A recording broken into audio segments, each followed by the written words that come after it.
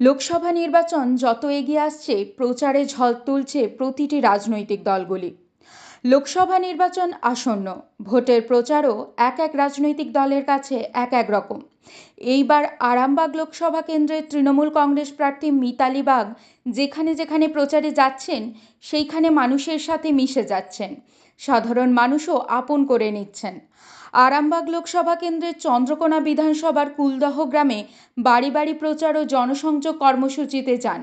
এই সময় চাষিদের মাঠে সোনার ফসল ধান কাটতে দেখে চাষিদের সাথে ধান কাটতে শুরু করে দেন। পরে এই গ্রীষ্মের প্রখর রৌদ্রে বাড়ির মহিলাদের সাথে ধান মিললেন, মহিলাদের সাথে বাড়ির কাজে হাত লাগালেন। এই কর্মঠ মহিলা প্রার্থীর কাজ দেখে খুশি অনেকেই। সাধারণ মানুষ বলছেন, বিভিন্ন রাজনৈতিক দলের প্রার্থী ও নেতাকর্মীরা প্রচারে আসছেন, কিন্তু তৃণমূল কংগ্রেস প্রার্থীর এইভাবে সকলের সাথে মিশে যাওয়ায়